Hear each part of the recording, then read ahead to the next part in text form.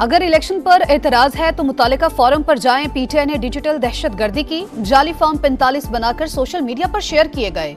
लीगी रहनुमाओं की press conference. Maryam Aurangzeb बोली, झूठा बयानिया चलाया गया, सबूत के बजाय अमेरिका को मुदाखलत का कहा जा रहा है।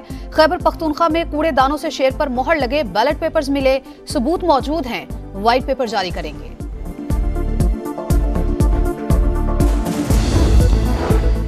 पीटीआई का इलेक्शन के नतायज चैलेंज करने का ऐलान। रऊफ हसन ने कहा कि 177 में से 92 सीटें दी गईं, ये मुकम्मल फ्रॉड नतायज हैं। हल्कों में टर्नआउट कम था मगर वोट ज्यादा निकले। सलमान अकरम राजा ने कहा कि अगर जाली नतायज बनाने हैं तो इलेक्शन का क्या फायदा, ये सिर्फ इंतखाबी फ्रॉड नहीं जमहूरियत पर हमला है। खुर्रम शेर जमान ने कहा कि कराची के इलेक्शन में भी डकैती हुई, एमक्यूएम को कराची में सीटें बांटी गईं।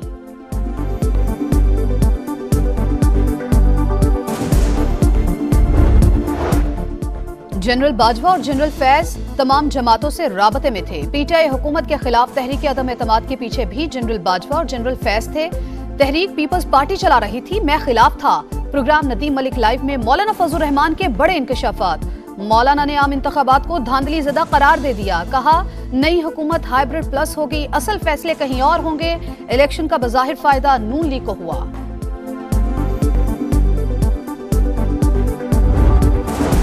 तहरीक अदम एतमाद के पीछे मौलाना फजलुर रहमान थे। तहरीक अदम एतमाद फजलुर रहमान की सरबराही में लाई गई थी। मुस्लिम लीग नून के रहनुमा मलिक अहमद खान की प्रेस कॉन्फ्रेंस।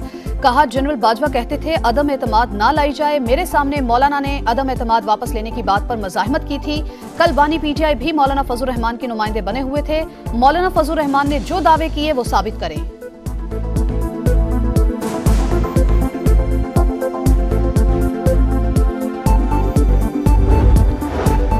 तहरीक अदम एतमाद में जनरल फैज का कोई किरदार नहीं था। सबसे ज्यादा फायदा फजलुर रहमान को हुआ। 4 वजारतें दी गईं। फैसल करीम कुंडी ने कहा, कल जेयूआई और पीटीआई का मिलाप हुआ। बानी पीटीआई मौलाना को मौलाना भी नहीं कहते थे। सवाल किया, दोनों जमातों के कारकुन किसकी आवाज पर भंगड़े डालेंगे।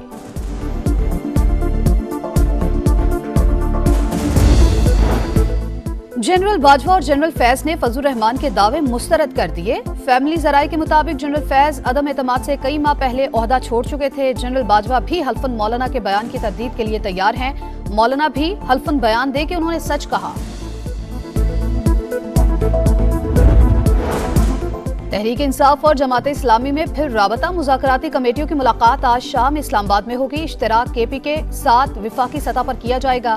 लतीफ खोजा की लियाकत बलोच से टेलीफोन पर गुफ्तगू।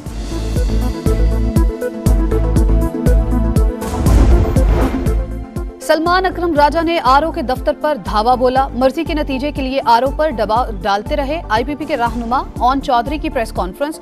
कहा, सलमान अकरम राजा ने शराफत का लिबादा ओढ़ा हुआ है। कोई काले कोट की इज्जत पामाल करेगा तो ये कबूल नहीं। इंतखाबी नताइज के खिलाफ मुख्तलिफ शहरों में एहतजाज। जीडीए का जामशोरो टूल प्लाजा पर एहतजाज। M9 motorway block. जीडीए के सरबराह पीर पगारा भी धरने में शरीक।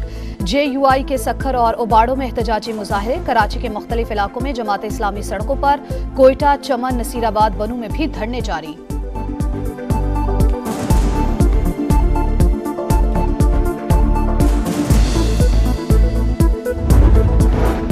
पीटीआई रहनुमा उमर अयूब की 24 मुकदमात में राहदारी जमानत मंजूर। 1 माह में मुतालिका अदालतों में पेश होने की हिदायत। उमर अयूब को किसी केस में गिरफ्तार न किया जाए। Chief justice Peshawar high court का हुक्म।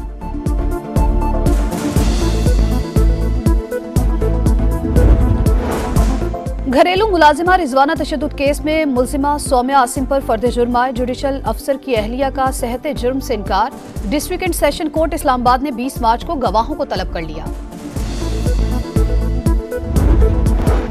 और बूम बूम शाहिद आफरीदी कहते हैं, हारिस रऊफ से मुतालिक पीसीबी का फैसला दुरुस्त है। हारिस रऊफ ने टेस्ट से मना करके बिग बैश लीग खेलकर गलत किया।